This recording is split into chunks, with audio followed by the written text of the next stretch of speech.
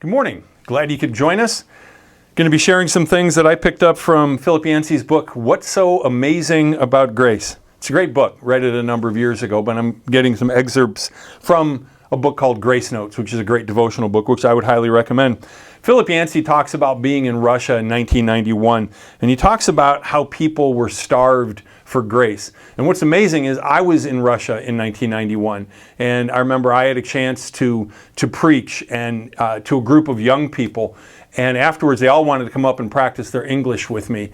And it was just just an exciting time to be there, because it was a culture that had really suppressed the church for decades and decades and decades.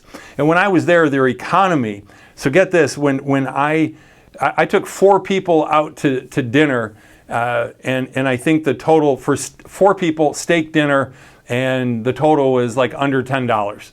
It was just crazy. I remember when I came back a couple years later, and I had like $10,000 cash, and I had to get it translated or exchanged into Russian currency. Well, my stack of money like that turned into a backpack filled with cash, and trust me, I spent it as quickly as I could.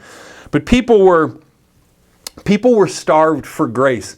I remember reading something by Yancey back then that he felt like he was walking around a country of clinically depressed people. And I totally got that. Just when I was there, people just seemed beaten down. Now, a lot of things have happened between then and now. But one of the things that he said was things that he'd never seen before was he saw journalists weep.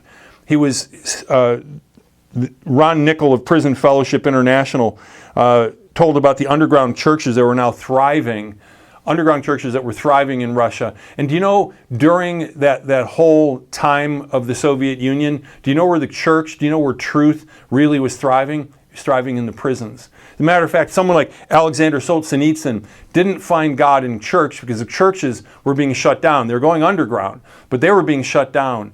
But Alexander Solzhenitsyn found God and faith not in church, but in a prison, in a gulag. It was just an extraordinary time. After Boris Yeltsin ordered the closing of all the national, regional, and local Communist Party offices, there was a general who was commissioned to do that. They went around literally to dismantle these different offices. And this is a quote. He said, "Not one party official," said the general, "not one person directly affected by the closings protested." They're just kind of it was an ideology that, we gave it a shot. It didn't really work. But the thing is, it didn't bring hope. It doesn't bring hope to the soul. I get there's a utilitarian ideal that goes along with that. But honestly, it just doesn't. And yet, the other observation that he made was that the Christian's faith outlasted any ideology. This general he'd heard of the Bible and from old believers and admired it, but not as something practical, but as something that you'd see in a museum. I thought that was interesting. But he said the church is now resurging in a way unlike anything that he'd ever seen. And then I had a chance to be in Russia when some of that was happening. There was this vacuum that was just being filled. And just came to know a lot of believers in Russia. One final story with this, that in 1983, a group of Youth with a Mission, and I know some people who've served with Youth with a Mission, but he calls them daredevils, in Red Square, and Red Square is a pretty cool place.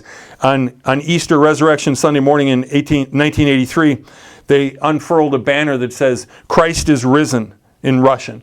And some older Russians fell to their knees and wept, because that would have been forbidden. They couldn't, and eventually, of course, the banner was taken down. Soldiers came around, these hymn-singing troublemakers, and just they put an end to it.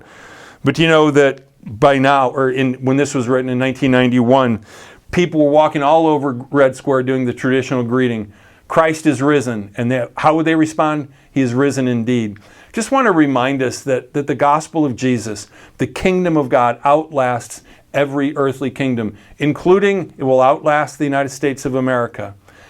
God bless you. Seek first the kingdom of God and its righteousness, and all these things will be added unto you. Have a great week.